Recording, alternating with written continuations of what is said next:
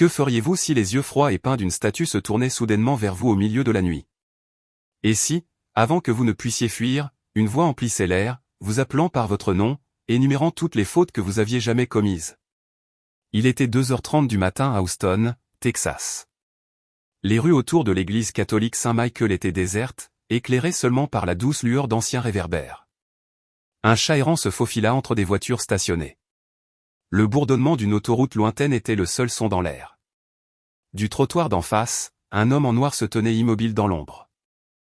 Jason Miller, un nom murmuré dans les commissariats de police de Dallas à San Antonio, était sur le point de franchir une ligne qu'il avait lui-même juré de ne jamais franchir. À l'intérieur du presbytère, le père Michael, le jeune curé, dormait profondément après une longue journée de confession et de préparatifs pour la fête de l'Assomption. Une seule bougie vacillait dans la chapelle. Sa minuscule flamme se reflétait sur le sol de marbre poli. À 5 kilomètres de là, l'officier Carla Ruiz était assise dans sa voiture de patrouille, sirotant un café tiède, scrutant les rues calmes de sa ronde de nuit. Elle ne le savait pas encore, mais avant le lever du soleil, elle se tiendrait à l'intérieur de St. Michael, regardant des enregistrements de sécurité qui la feraient douter de tout ce qu'elle croyait savoir. Et quelque part de l'autre côté de la ville, dans un petit appartement au-dessus d'une laverie, Eddie Alvarez, ami d'enfance de Jason et celui qui l'avait informé, faisait les 100 pas nerveusement. Il avait parlé à Jason des milliers de dollars en espèces et en or se trouvant à l'hôtel de l'église. Mais même lui ressentait un frisson en pensant à voler un tel endroit. L'église elle-même se dressait comme une sentinelle dans l'obscurité, sa façade de briques rouges et son clocher blanc brillant faiblement au clair de lune. À l'intérieur, des bouquets de lys frais entouraient une statue grandeur nature de la Vierge Marie, son regard peint baissé en prière, les mains jointes sur une robe blanche. À ses pieds se trouvaient des enveloppes remplies de billets, des chaînes en or enroulées dans des assiettes d'offrandes, et des boîtes en velours contenant des bagues en diamant, des dons de centaines de paroissiens au cours de la semaine précédente. Les bottes de Jason firent à peine un bruit lorsqu'il passa de l'allée à la petite entrée arrière. Il avait crocheté d'innombrables serrures dans sa vie, mais le clic de celle-ci résonna différemment. Poussant la porte, il fut accueilli par l'odeur d'encens et quelque chose d'autre, une douceur comme des fleurs après la pluie. Le long de l'allée centrale, les vitraux projetaient des couleurs fantomatiques sur les bancs, même dans la pénombre. Le silence ici n'était pas seulement calme, il était épais, comme si l'air lui-même retenait son souffle. De la rue, un taxi solitaire passa, ses phares balayant brièvement les marches de l'église. Dans l'appartement au-dessus de la laverie, Eddie alluma une autre cigarette, essayant de chasser un sentiment qu'il ne pouvait nommer. Et au commissariat de l'autre côté de la ville, l'officier Ruiz nota l'heure, 2h36 du matin, sans réaliser qu'elle venait d'écrire le moment où Jason entrait dans la nef. Il ne se dirigea pas directement vers l'hôtel. De vieilles habitudes le firent vérifier les coins, rechercher des mouvements, écouter des pas. Les caméras de sécurité montées près du plafond étaient anciennes, leurs lentilles couvertes de poussière, exactement comme Eddie l'avait dit. Satisfait, il se dirigea vers le transept gauche où se trouvait la statue de la Vierge, entourée de bougies. Chaque pas semblait l'attirer plus profondément dans une gravité invisible. Les offrandes à ses pieds scintillaient sous sa lampe de poche, chaînes en or, montres incrustées de diamants, liasses de billets de $100 attachés avec des élastiques. Un petit sourire amer apparut sur son visage. Eddie n'avait pas menti. Et puis quelque chose changea. L'air, le poids dans la pièce, la sensation d'être seul. Tout changea en un battement de cœur. Mais c'est là que cette histoire commence vraiment. Car dans les 60 secondes suivantes, Jason Miller, l'homme qui avait volé les riches, les pauvres et tous les autres, allait entendre son nom prononcé par une voix qui n'aurait pas dû être là. Et à partir de ce moment, rien dans sa vie, ni dans la vie de ceux qui entendraient son histoire, ne serait plus jamais pareil. Longtemps avant que Jason Miller ne mette les pieds à l'intérieur de l'église catholique St. Michael cette nuit d'août, son nom avait déjà voyagé comme un avertissement murmuré à travers les ruelles de Dallas. Du côté sud de la ville, dans un complexe de logements à faible revenu bordé de clôtures grillagées et de trottoirs fissurés, l'histoire de Jason a commencé. Son père, un ancien ouvrier de champs pétrolifères au tempérament vif et au départ rapide, est parti quand Jason avait 8 ans. Sa mère, Linda Miller, travaillait en double service comme serveuse dans un restaurant, servant du café aux camionneurs et économisant juste assez pour maintenir les lumières allumées. Même à cette époque, il y avait des semaines où le réfrigérateur ne contenait rien d'autre qu'une boîte de lait et quelques œufs. Les voisins se souvenaient de lui comme du gamin qui courait toujours, parfois au magasin du coin pour du pain, parfois pour fuir les ennuis. Madame Alvarez, la veuve du 3B, se souvenait comment Jason tondait sa pelouse pour 5 $. Il avait ce regard, a-t-elle dit un jour à une amie, comme s'il avait déjà trop vu du monde pour un garçon de son âge.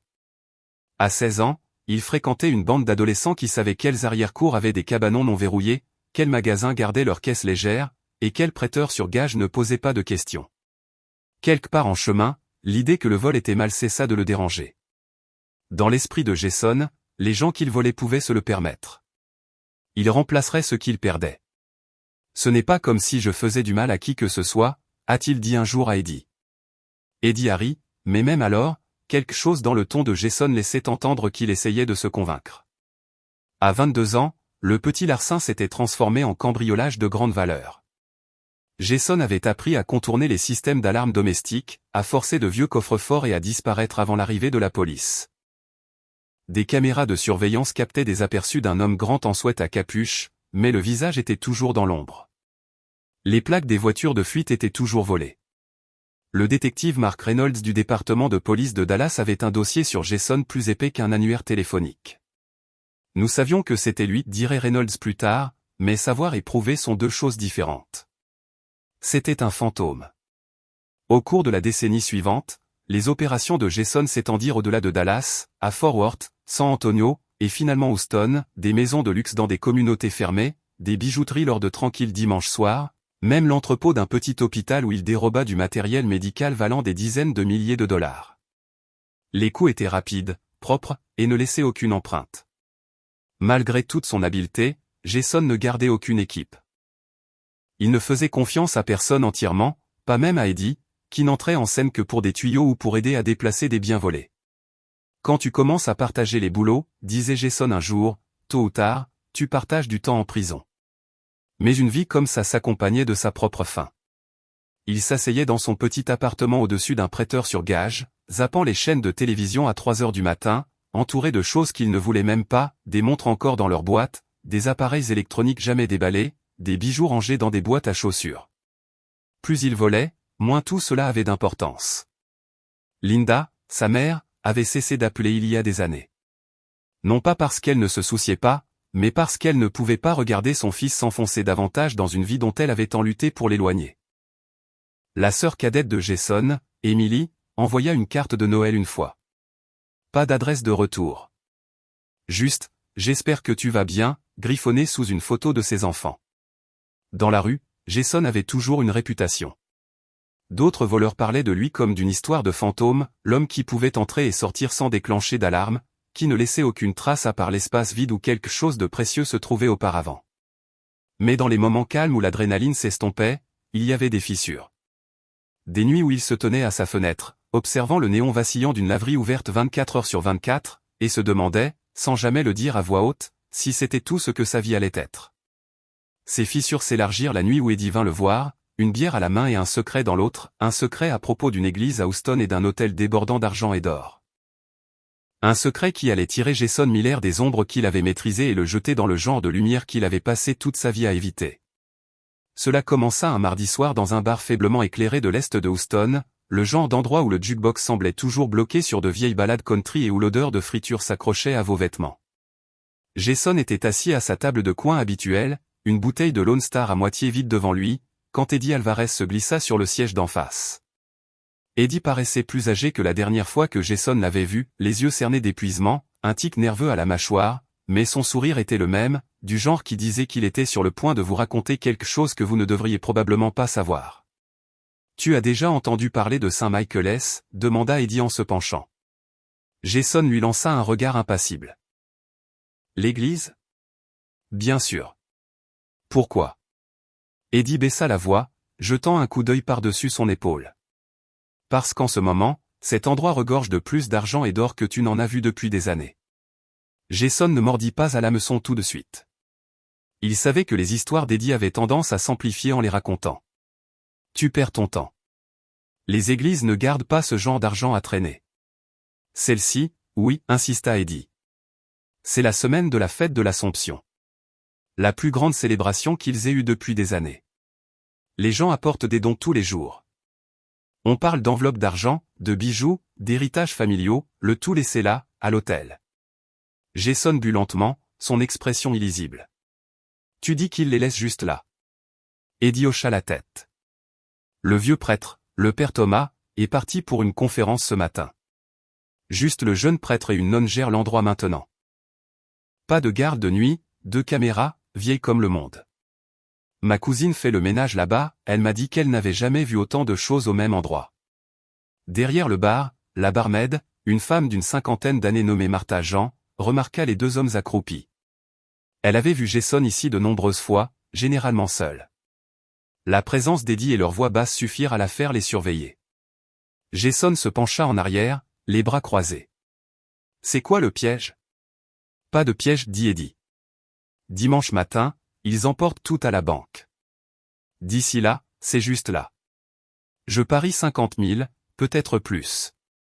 50 000 $. Pour la plupart des gens, c'était une somme qui changeait une vie. Pour Jason, c'était le genre de butin qui pouvait le faire disparaître pendant 1 an, peut-être 2. Pourtant, quelque chose dans ses tripes se tordait à l'idée de cambrioler une église. Dans un petit appartement de l'autre côté de la ville, la cousine d'Eddie, Maria Lopez, terminait son service du soir à Saint-Michael's. Elle n'avait aucune idée que le commentaire en passant qu'elle avait fait à Eddie à propos de la montagne de dons allait déclencher quelque chose comme ça. Pour elle, ce n'était qu'une observation, une preuve de la générosité des paroissiens pendant la semaine de la fête. De retour dans le box, le silence de Jason s'éternisa suffisamment pour qu'Eddie insiste. Pense Y, mec. Pas d'alarme digne de ce nom. La porte arrière donne sur une ruelle aveugle. On entre et on sort en 15 minutes. Jason secoua la tête. Je ne touche pas aux églises. Eddie sourit. Tu as touché aux hôpitaux, mec. Quelle est la différence? Cela frappa plus fort que Jason ne l'avait prévu. Il ne répondit pas, se contentant de tambouriner des doigts sur la table. Plus tard cette nuit-là, il rentra chez lui à travers des rues humides, l'air épais de l'odeur de la pluie sur l'asphalte. Dans son appartement au-dessus du prêteur sur gage, il se tenait à la fenêtre, regardant le néon vacillant de l'enseigne de la laverie. Il se dit que c'était une mauvaise idée. Puis il se dit que ce n'était qu'un autre coup. Et au moment où le ciel commença à pâlir à l'aube, il savait qu'il avait déjà pris sa décision. Les 3 jours suivants furent consacrés à la reconnaissance. Jason visita la place où se tenait Saint-Michael, se fondant parmi les touristes, prenant des photos de la façade historique en briques. Il s'assit à un café d'en face, sirotant un café tandis que ses yeux suivaient les allées et venues. Du box de coin à l'intérieur de l'Upestacria, le propriétaire, Luis Ortega, l'observait par la fenêtre. Luis ne connaissait pas le nom de Jason, mais il reconnaissait le type, quelqu'un qui remarquait tout et n'écrivait rien. Jason observa les routines. La ruelle arrière restait déserte la plupart des nuits. Les 2 caméras de sécurité étaient exactement là où Eddie l'avait dit, l'une au-dessus des portes d'entrée, l'autre fixée sur l'autel. Les 2 modèles avaient au moins 15 ans. Le jeune prêtre, le père Michael, allait et venait pendant la journée, généralement seul. La nonne, sœur Agnès, venait et partait avec des sacs de courses et des arrangements floraux. Et chaque jour, davantage d'offrandes s'amoncelaient au pied de la statue de la Vierge. Des familles apportaient des enveloppes. Des couples âgés déposaient des boîtes à bijoux. Des enfants plaçaient des pièces de monnaie dans des bols en laiton poli. Le vendredi soir, Jason connaissait le timing, les points faibles de son point d'entrée. Le plan était simple, entrer par la porte arrière à 2h30 du matin en utilisant une trousse de crochetage sur la serrure désuète. Aller directement au transept gauche où se tenait la statue de la Vierge.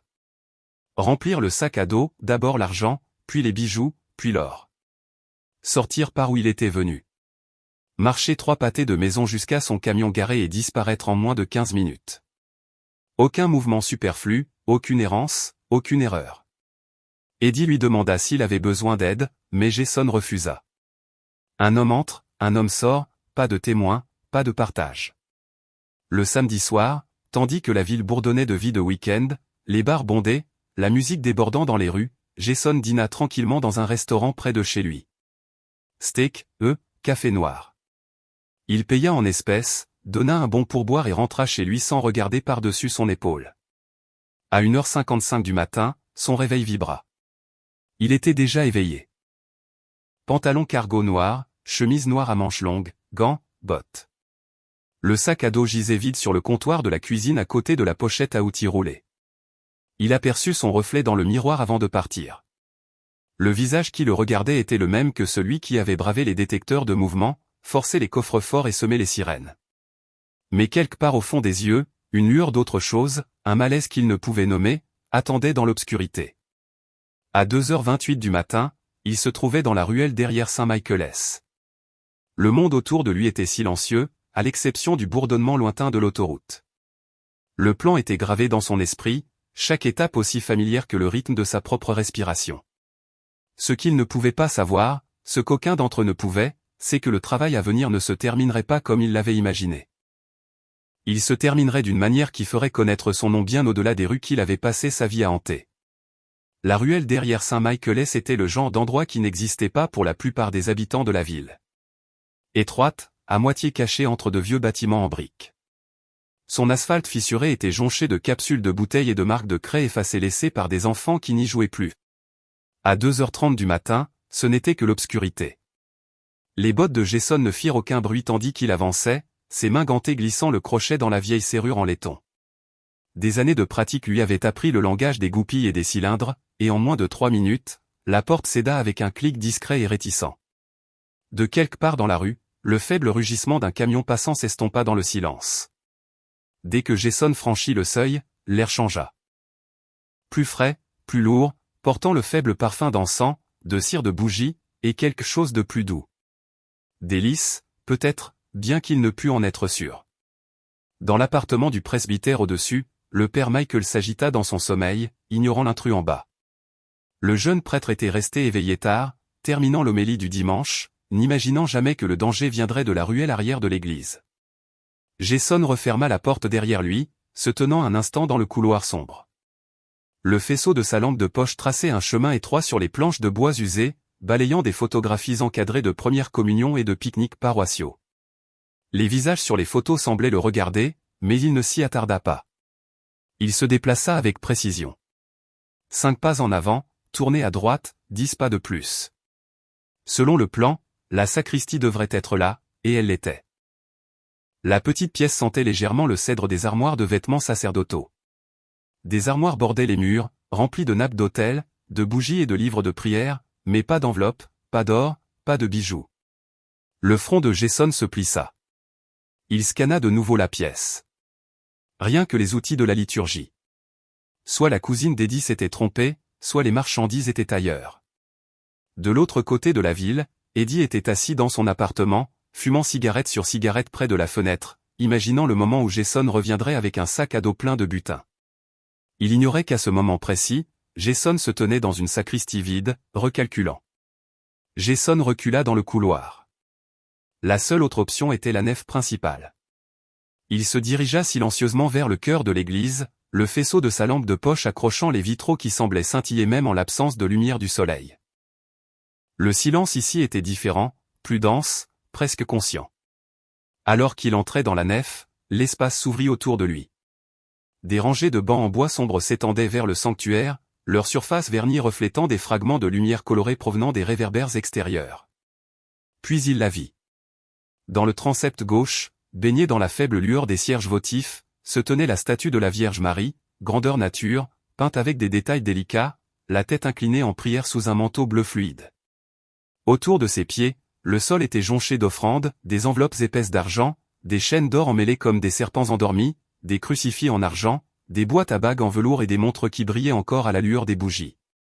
Des bouquets de lys et de roses frais entouraient le tout, leur parfum riche et presque enivrant. Jason sentit son pouce accélérer. C'était ça. Il traversa le sol de marbre à pas mesurés, chacun résonnant faiblement dans la voûte. Agenouillé devant la statue, non par révérence, mais par efficacité, il posa son sac à dos et commença à travailler rapidement.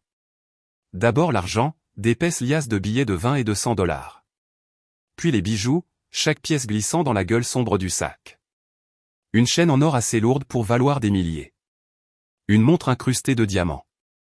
Des pièces, anciennes, peut-être de collection, tintant doucement en tombant. À l'étage, dans un petit appartement à un pâté de maison de la, Maria Lopez, la cousine d'Eddie, était toujours éveillée, lisant au lit. Le lys qu'elle avait placé au pied de la Vierge plus tôt ce jour-là avait été le dernier qu'elle pouvait s'offrir avec sa paix. Elle n'aurait jamais imaginé qu'à cet instant, quelqu'un les repoussait pour atteindre les enveloppes en dessous. Jason travaillait rapidement, mais un poids s'était posé sur lui qu'il ne pouvait nommer. Ce n'était pas la culpabilité, il l'avait laissé derrière lui des années auparavant. C'était quelque chose de différent. Un picotement dans la nuque. Le sentiment étrange qu'il n'était pas seul. Il se figea au milieu de son mouvement, sa main serrée autour d'un crucifix en or. Lentement, il leva son regard vers le visage de la statue. Les yeux peints, qui, il le savait, auraient dû être baissés, semblaient presque vivants à la lueur vacillante des bougies. Il se dit que c'étaient les ombres. C'est alors que le parfum des lys s'intensifia, emplissant ses poumons en une seule vague écrasante. Sa lampe de poche glissa légèrement de sa prise, projetant l'ombre de la Vierge, grande, contre le mur. Pendant une fraction de seconde, il pensa, non, il en était certain. Il vit l'ombre bouger différemment de la statue. À ce moment-là, le travail était encore en cours. Le plan était toujours possible. Mais quelque chose avait changé. Quelque chose qui n'avait rien à voir avec l'argent, les alarmes ou les voies d'évasion. Et dans l'instant d'après, Jason Miller découvrirait que le trésor qu'il était venu voler n'était pas la chose la plus précieuse de cette église, et que ce qu'il était sur le point de rencontrer allait modifier le cours de sa vie pour toujours. Le premier signe, ce furent les yeux. Jason avait vu assez de statues dans sa vie pour savoir que leur visage ne changeait jamais, les iris peints figés pour l'éternité. Mais tandis que la lumière des bougies tremblait dans l'air immobile, les yeux de la Vierge, autrefois doucement baissés, se levèrent et se fixèrent directement sur lui. Il eut le souffle coupé. Le crucifix en or dans ses mains lui parut soudain plus lourd. En haut du presbytère, le père Michael s'agita de nouveau dans son lit.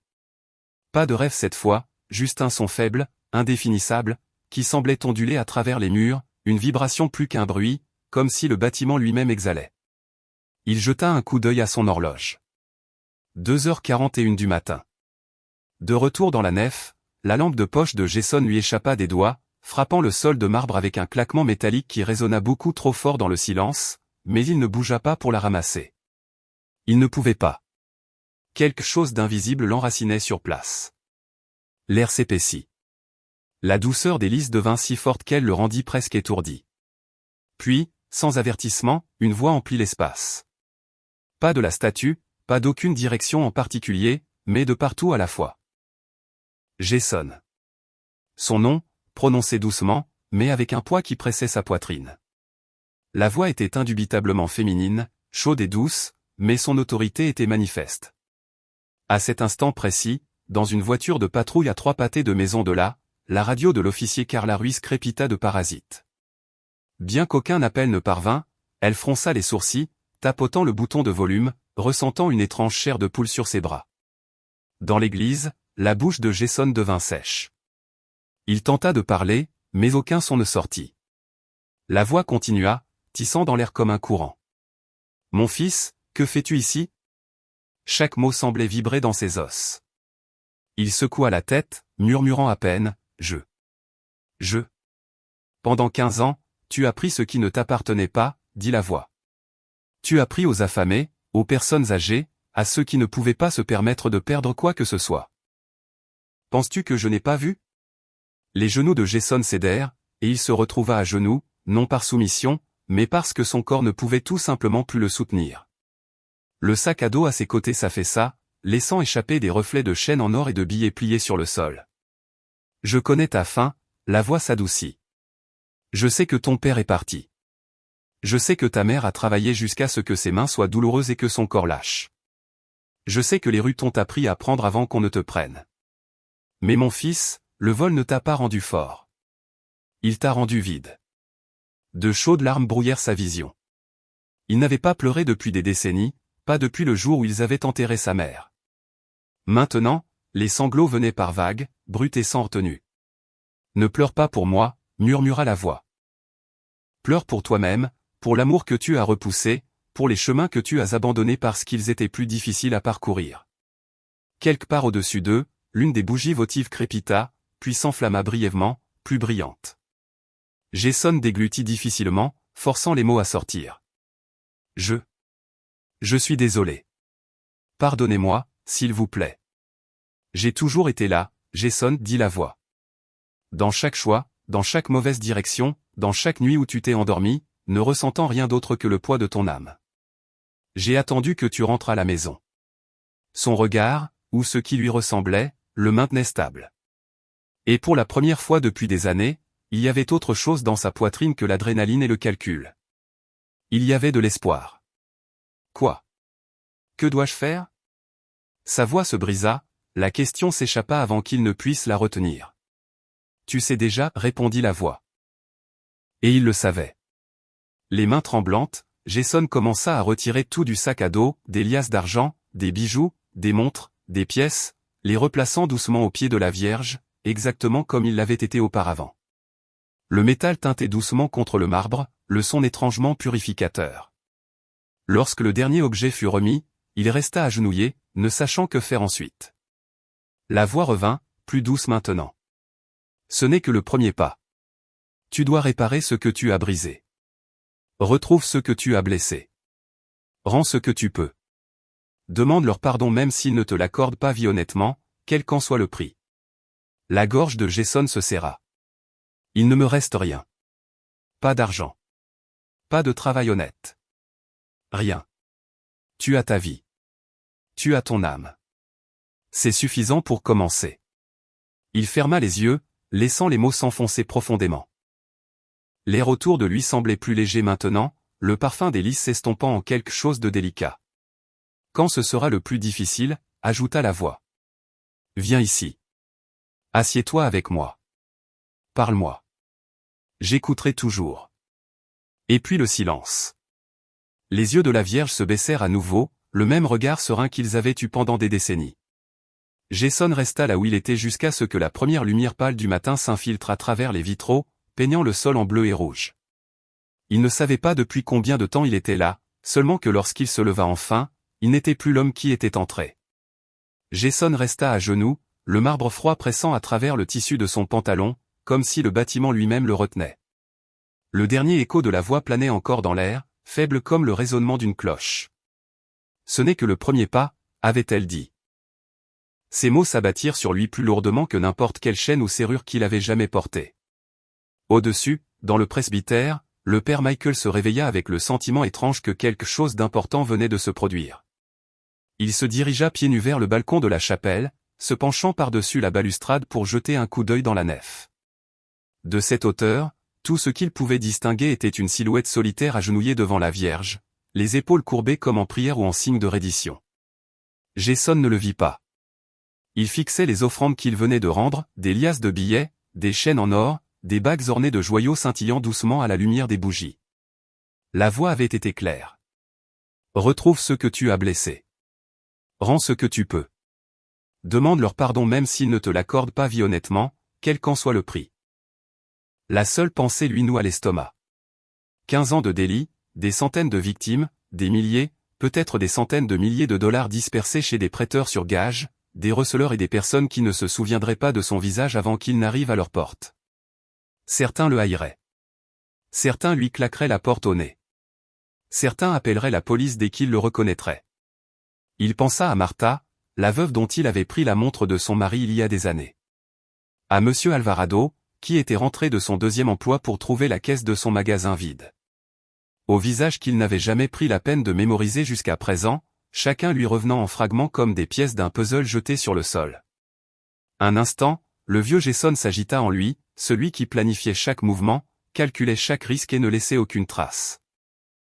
Ce Jason se serait éloigné, se serait dit qu'il avait tout imaginé. Mais maintenant, il n'y avait plus moyen de ne pas entendre la voix, de ne pas ressentir le poids de ce qu'elle avait dit.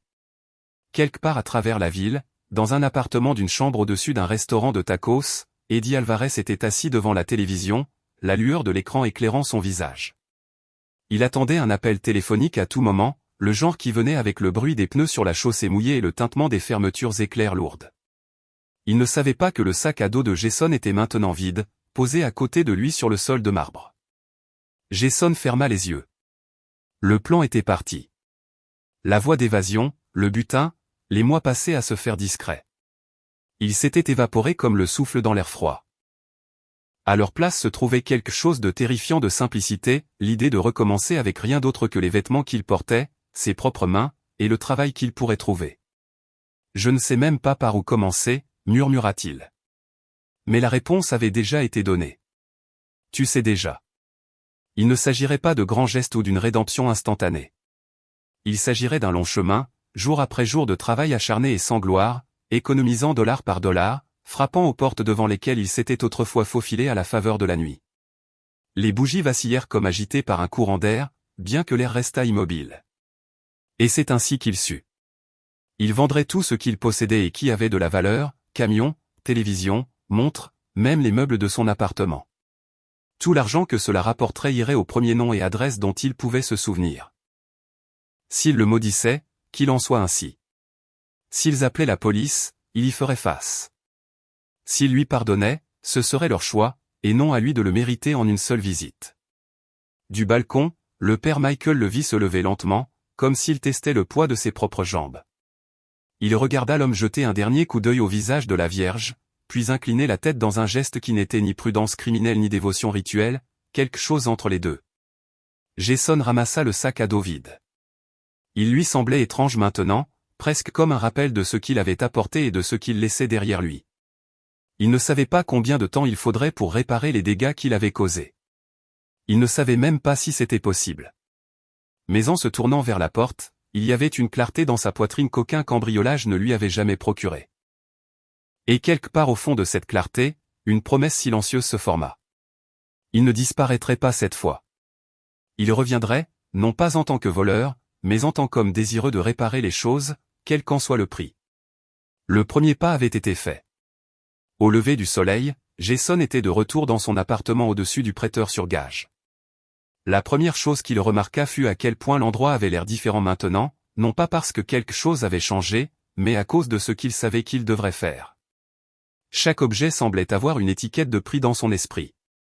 La télévision à écran plat au mur, le fauteuil inclinable en cuir qu'il n'avait jamais vraiment aimé, la table basse en chêne poli, même les clés du camion accrochées à un crochet près de la porte brillaient comme de l'argent. 2 jours plus tard, le salon était vide. La télévision avait disparu, vendue à un magasin d'électronique d'occasion pour la moitié de sa valeur. Le camion fut le suivant, échangé contre de l'argent comptant à un concessionnaire de voitures d'occasion sans poser de questions. Montre, chaîne et la poignée d'outils haut de gamme qu'il avait gardés pour les gros coups furent emballés et remis au prêteur sur gage.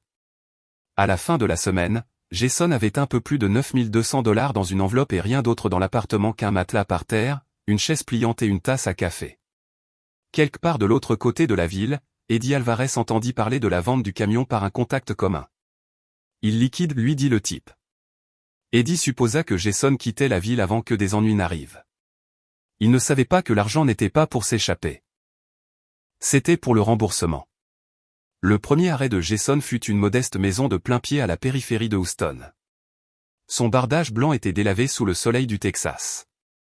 Il resta au bord de l'allée pendant une minute entière avant de se diriger vers la porte, une enveloppe à la main. À l'intérieur, Madame Evelyn Carter, une veuve d'une 60aine d'années, pliait du linge quand on frappa. Elle ouvrit la porte et trouva un homme grand en jeans simple et chemise à carreaux usés. Le visage était familier d'une manière qu'elle ne pouvait pas situer jusqu'à ce qu'il parle. Madame Carter, il y a 3 ans, j'ai pris la montre de votre défunt mari. Sa prise sur la porte se resserra. Je ne peux pas vous la rendre, dit Jason, sa voix stable mais basse. Mais je peux vous donner ce qu'elle valait, et je peux vous dire que je suis désolé. Il tendit l'enveloppe. Elle ne la prit pas tout de suite, se contentant d'étudier son visage à la recherche de signes de mensonge. Puis lentement, elle la saisit, sa main tremblante. Pourquoi maintenant, demanda-t-elle.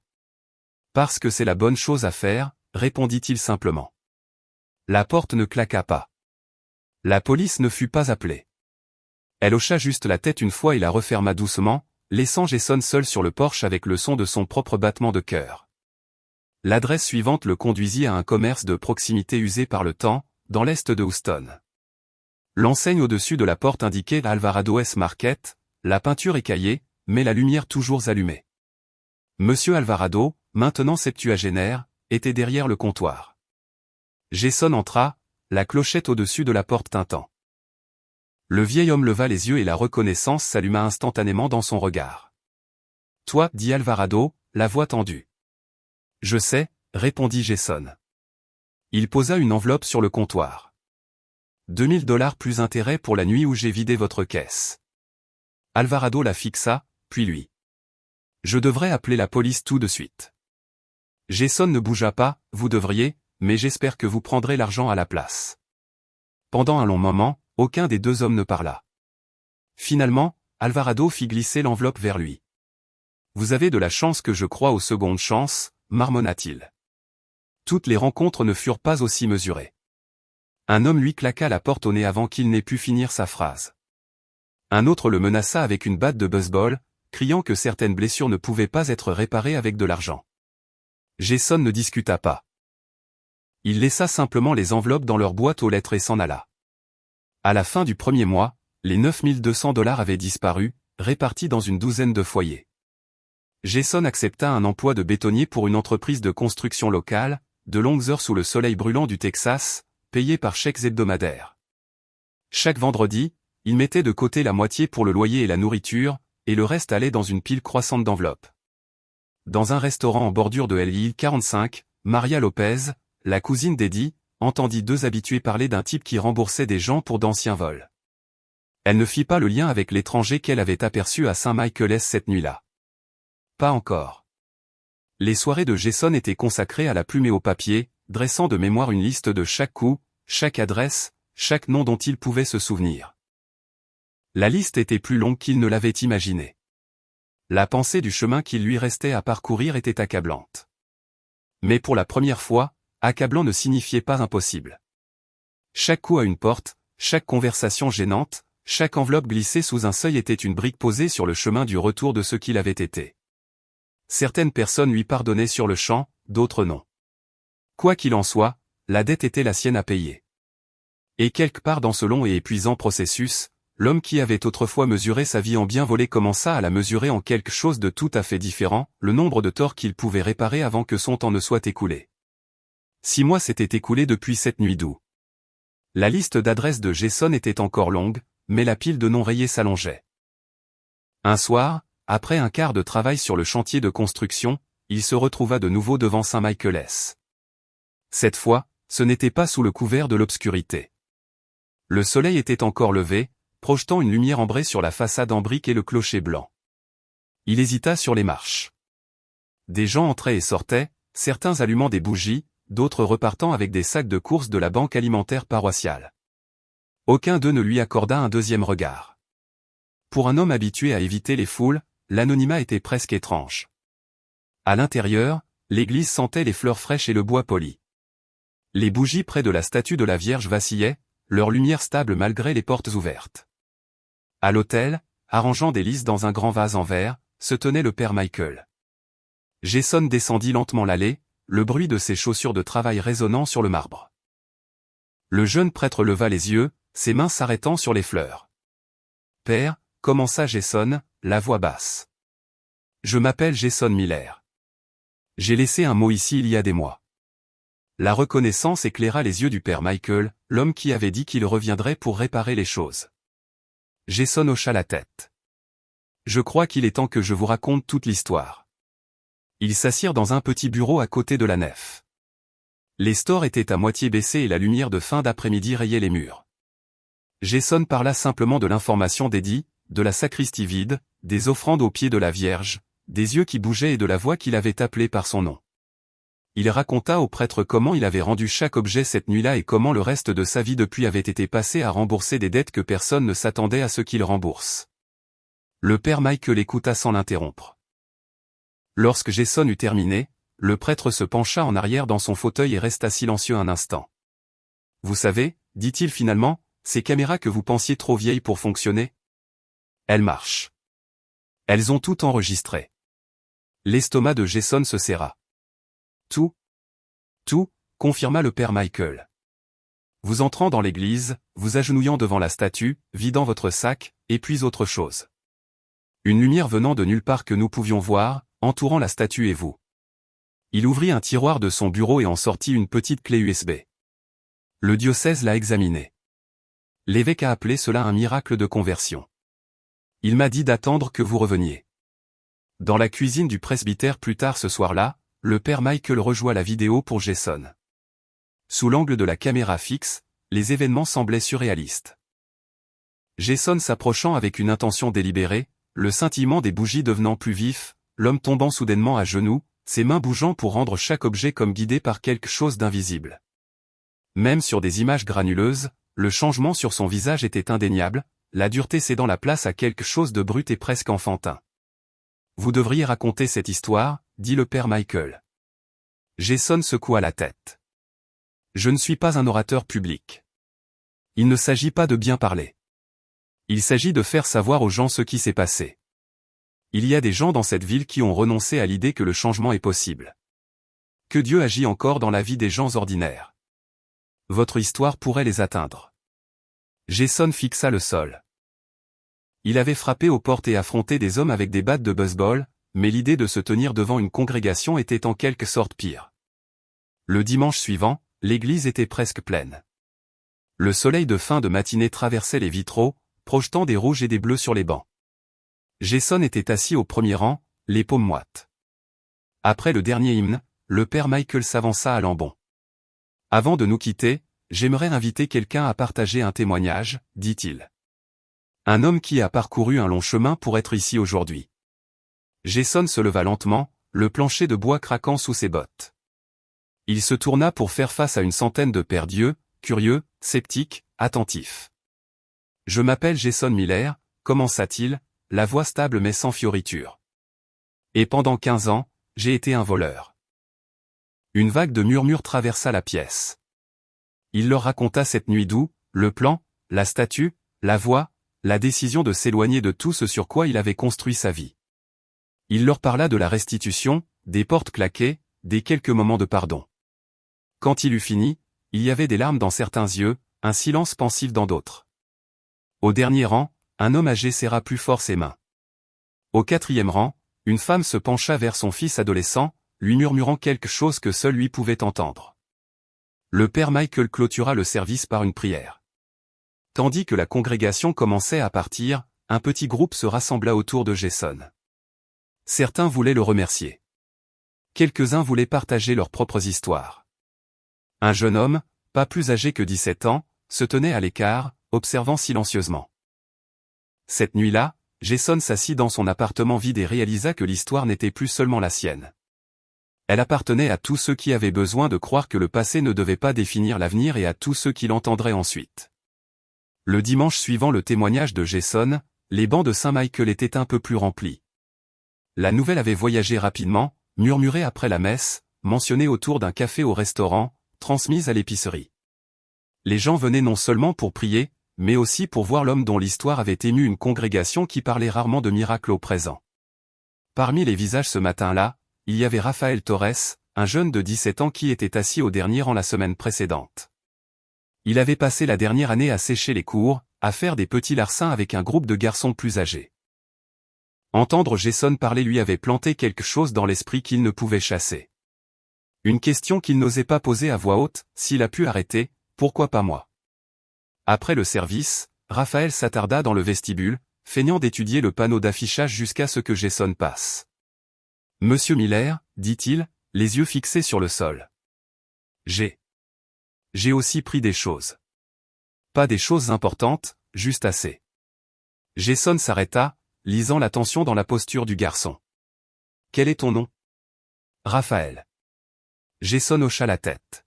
« J'ai commencé à 12 ans. Je n'ai pas arrêté avant 35 ans. Tu as encore le temps de t'éloigner avant que cela ne devienne ta vie. » Raphaël parut dubitatif. « Ce n'est pas si facile. »« Je n'ai pas dit que c'était facile, » répondit Jason. « Mais ça en vaut la peine. » Il donna au garçon une carte avec un numéro de téléphone. « Appelle-moi demain. Je peux te trouver une place dans l'équipe de construction. C'est un travail difficile, mais c'est honnête. » Le lendemain, Raphaël se présenta sur le chantier. Le vendredi, avec sa première paie en main, il remboursa le magasin qu'il avait volé le mois précédent. D'autres se manifestèrent également. Madame Delgado, une enseignante à la retraite, aborda Jason un après-midi pour lui dire qu'elle avait pardonné un cambriolage datant de plusieurs années, qu'elle croyait maintenant être son œuvre. Elle n'avait jamais pu le prouver, mais elle dit que de voir son changement l'avait libérée de l'amertume qu'elle portait. Dans un coin tranquille du Louis Coffee Shop, l'officier Carla Ruiz se glissa sur la chaise en face de lui. Elle avait fait partie des officiers qui avaient examiné les images de surveillance de l'église. « J'ai 15 ans d'expérience dans les forces de l'ordre, lui dit-elle. Je ne vois pas des gens comme vous, des gens qui changent de cap. Je voulais juste dire, ne vous arrêtez pas. Les gens vous regardent même quand vous ne le savez pas. » Jason se retrouva à parler dans des centres communautaires, puis dans un centre de détention pour jeunes à la périphérie de la ville. Il ne s'habillait pas comme un orateur motivateur. Il ne lisait pas de notes. Il racontait simplement la vérité sur les mensonges auxquels il avait cru, la peur avec laquelle il avait vécu, et la nuit qui avait tout révélé. Lors d'une session au centre de détention, un garçon au dernier rang leva la main. « Alors, vous dites que si je m'excuse, tout va bien ?» Jason secoua la tête. « Non, je dis que s'excuser n'est qu'un début. Il faut vivre l'excuse chaque jour, aussi longtemps qu'il le faudra. » Ces mots n'étaient pas polis, mais ils étaient réels. Et dans des salles remplies de jeunes qui sentaient l'insincérité à 1 kilomètre, cela comptait plus que tout. Le chantier devint aussi une partie du changement. Au cours de l'année suivante, Jason embaucha 3 jeunes hommes qui avaient frôlé de sérieux problèmes. L'un d'eux quitta au bout d'une semaine. Un autre resta juste assez longtemps pour économiser pour une école de métier. Raphaël, lui, resta. 2 ans plus tard, il était l'un des meilleurs de l'équipe, suivant des cours du soir pour devenir électricien. Le soir, Jason retournait toujours à Saint-Michaelis. Parfois, il trouvait des inconnus agenouillés aux pieds de la Vierge, murmurant des prières. Parfois, le père Michael lui demandait de parler à un visiteur venu poser des questions sur cette histoire qu'il avait entendue. Mais le changement le plus inattendu fut la façon dont les appels commencèrent à lui parvenir, non pas de gens demandant de l'argent, mais de gens demandant de l'aide pour arranger les choses. Un soir, un homme nommé Luis Ortega, propriétaire d'une taqueria locale, l'appela à l'improviste. « Je garde quelque chose qui ne m'appartient pas depuis des années, » admit Luis. « Je pense que je dois le rendre. Pouvez-vous me guider ?» Jason accepta, et une semaine plus tard, il se tenait aux côtés de Luis tandis que l'homme rendait une bague volée à son propriétaire légitime. C'est dans des moments comme cela, en regardant quelqu'un d'autre franchir le pas qu'il avait autrefois craint, que Jason réalisa que sa vie avait de nouveau basculé. La mission avait commencé par rembourser des dettes. Maintenant, il s'agissait d'éclairer le chemin pour que d'autres fassent de même. Et même s'il ne le dirait jamais à voix haute, il savait que cette voix dans l'église avait eu raison. Le travail le plus difficile était encore à venir, mais il ne le ferait pas seul. 5 ans s'étaient écoulés depuis la nuit où Jason Miller entra dans Saint-Michaelis avec un plan de voleur et en ressortit avec une mission différente. L'appartement au-dessus du prêteur sur gage avait depuis longtemps disparu. À sa place se trouvait une petite maison de 2 chambres dans une rue tranquille de Spring Branch, avec un porche qui captait la lumière du soir. Les murs à l'intérieur ne contenaient ni art volé, ni luxe mal acquis, juste des photos encadrées, Jason en casque de chantier avec son équipe de construction, un Raphaël souriant tenant son certificat d'électricien, et une photo de mariage de Jason et Emily, la bénévole paroissiale qui lui avait tendu pour la première fois une tasse de café après la messe et n'avait rien demandé de son passé. Emily connaissait son histoire dès le début. « Si tu as été pardonné, lui avait-elle dit un jour, alors je peux aimer l'homme que tu es devenu. » Leur fille, Grace, avait maintenant 3 ans, curieuse, intrépide, et demandait déjà à son père pourquoi il portait le crucifix en argent autour de son cou tous les jours. La vie de Jason était simple. Les matins tôt sur les chantiers, les soirs à la maison, ou à Saint-Michaelis. Les week-ends parfois passés à se rendre dans de petites villes pour parler à des groupes paroissiaux ou des centres communautaires. Le travail n'était pas glamour, mais il était stable, honnête, et surtout, gagné. Dans les registres paroissiaux, le père Michael avait une note sous le nom de Jason, témoin de conversion. Ce n'était pas un titre que Jason revendiquait, mais dans la communauté, l'expression est restée. Les gens l'arrêtaient au magasin de bricolage, dans les rayons d'épicerie, sur les trottoirs pour lui dire qu'ils avaient entendu son histoire. Certains disaient que cela leur donnait de l'espoir pour un frère ou un fils qui avait perdu son chemin. D'autres voulaient juste lui serrer la main. La liste des anciennes victimes s'était raccourcie. Certaines dettes étaient entièrement payées. D'autres ne pourraient jamais être remboursées en argent, seulement en effort et en temps. Jason gardait toujours cette liste dans le tiroir supérieur de sa table de nuit, non comme un fardeau, mais comme un rappel du chemin qu'il parcourait encore. Un soir d'automne, il se tint à nouveau devant la statue de la Vierge à Saint-Michaelis. Les bougies vacillaient dans leur photophore en verre, projetant la même douce lueur qu'il se souvenait de cette nuit des années auparavant. Il n'entendit aucune voix cette fois. Il n'en avait pas besoin. La paix dans sa poitrine était une réponse suffisante. Depuis les bancs, Raphaël observait tranquillement, les mains dans les poches de sa veste. Il avait amené 2 jeunes gars de son quartier, tous 2 au bord des problèmes. « C'est celui dont je vous ai parlé », murmura Raphaël. « S'il a pu changer, nous aussi. » Jason s'agenouilla un instant, non par désespoir, mais par gratitude pour le travail qu'il restait à faire, pour la seconde chance qui lui avait été donnée, et pour la grâce invisible qu'il avait rencontrée au milieu de sa pire nuit. La vie n'était pas devenue facile. Il y avait toujours des factures, toujours de longues heures, toujours des moments où de vieux instincts chuchotaient des solutions rapides et malhonnêtes. Mais chaque fois, Jason se souvenait du sol de marbre sous ses genoux, du poids de ses mots, « Tu sais déjà quoi faire ». Il en était venu à comprendre que la rédemption n'était pas un instant unique. C'était une vie construite choix après choix, et que le passé, aussi sombre soit-il, ne devait pas être une prison. En y repensant maintenant, Jason pensait souvent aux gens qui doutaient de lui et à ceux qui avaient cru en lui sans raison. Il savait que le voyage n'était pas le sien seul. Il était tissé de chaque main qu'il avait poussée en avant et de chaque personne qu'il avait laissé faire amende honorable. Pour tous ceux qui entendaient son histoire, son message était toujours le même, peu importe à quel point vous vous êtes égaré. Il y a toujours un chemin de retour. Vous ne pouvez pas défaire le passé, mais vous pouvez décider de ce que vous ferez ensuite. Et quand vous décidez de rentrer à la maison, vous ne marchez jamais seul. Si vous croyez aux secondes chances, si vous croyez que la grâce peut nous trouver même dans les coins les plus sombres, partagez cette histoire.